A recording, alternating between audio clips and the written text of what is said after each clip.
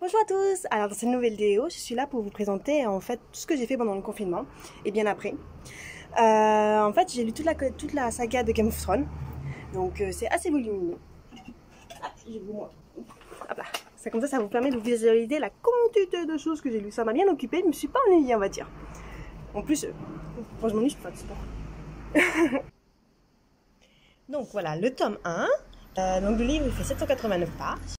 Le tome 2 qui fait 955 pages, le tome 3 qui fait 1950 pages, qui fait 895, et le dernier, le tome 5 qui fait 1223 pages. Donc ça environ 5900 pages. C'est pour ça que j'ai mis un petit peu de temps.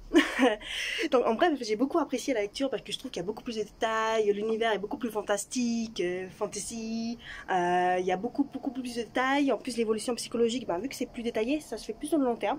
Donc on a plus la possibilité en fait de comprendre et de vraiment se référencer aux personnages. Par exemple, dans certains personnages, ils ont des réactions complètement puériles, vraiment enfantines. Et étant donné qu'ils sont censés être plus âgés dans la série, et on comprend pas pourquoi on les déteste, alors qu'en fait, dans le livre, c'est remis en évidence comme quoi c'est un enfant. Donc là, tu dis, ah oui, franchement, un enfant de 13 ans, c'est normal qu'il réagisse comme ça, par exemple. Donc là, j'ai vraiment beaucoup aimé. En plus, il y a beaucoup plus de personnages, les intrigues sont beaucoup plus complexes dans le livre. Enfin, moi, j'aime bien quand c'est compliqué, donc ça m'a beaucoup plu. En plus, je trouve qu'il y a des intrigues qui sont quand même assez importantes dans l'histoire, donc je vais vous les détailler un peu après, mais sommairement pour pas qu'il y ait trop de spoil. En plus, franchement, le dénouement est beaucoup plus naturel, il y a moins de sauts dans le temps.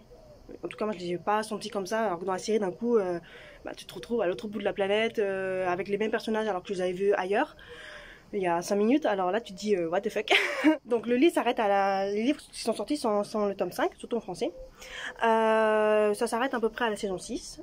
C'est un niveau de la trahison sur le mur, je spoil pas trop, et je reste vague pour pas que les gens... disent ah là là vous m'avez spoilé et tout.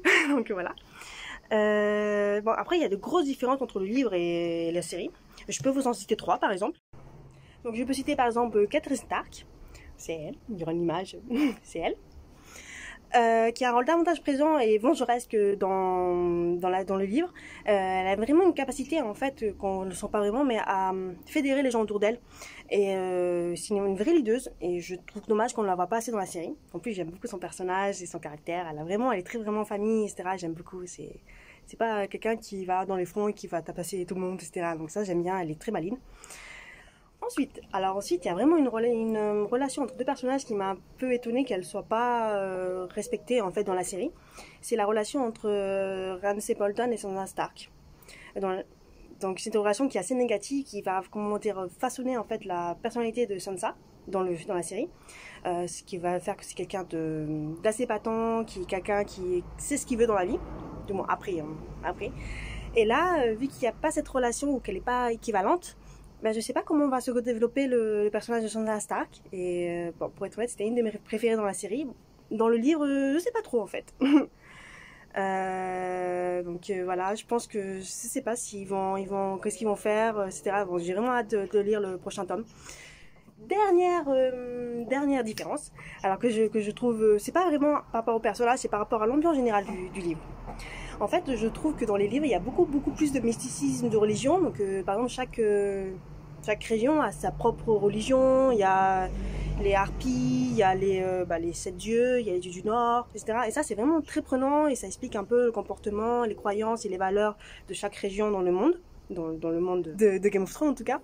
Et je trouve que c'est pas assez mis en valeur dans les films. Et en plus, il y a l'autre côté mystique qui est drôle, c'est tout ce qui est prémonition, rêve, et aussi les liens, par exemple, entre les Stark et les loups. Quand tu regardes les premières saisons de Game of Thrones, tu vois qu'il y a quand même beaucoup par rapport aux loups. Puis d'un coup, c'est entièrement gommé. Et je trouve ça vraiment dommage parce que tu te rends compte qu'en fait, Bran n'est pas le seul à avoir des capacités un peu formidables avec ses loups. Donc je trouve ça vraiment dommage. Donc voilà, là j'ai cité 3 exemples, mais après il y a beaucoup plus de différences. Je voulais être vraiment concise. Après, si tu as des exemples à me proposer ou des remarques, tu n'hésites pas à me les faire en commentaire ou en MP ou quoi que ce soit. Je suis assez, si tu me suis, tu sais que je suis assez sociable. Donc voilà, il n'y a pas de souci. Donc vu les différences qu'il y a entre les tomes, les livres et les séries, je sais vraiment pas comment va se dérouler en fait le prochain tome. Je sais pas s'il va continuer sur la lancée des séries, sachant qu'il y a eu beaucoup de fans qui ont été, comment dire, un peu déçus de la tournure qu'a pris les choses. Je sais pas si, en plus il y a quand même de grosses différences d'intrigue, donc je sais pas comment il va retomber sur ses pattes, ou s'il il va choisir de faire un chemin différent pour avoir plus de créativité. Je sais pas trop. Quoi qu'il en soit, en 2021, je sens que je vais faire la queue et que je vais être à guetter la sortie du prochain livre, quitte à le lire en anglais s'il le faut. Je suis prête à tout.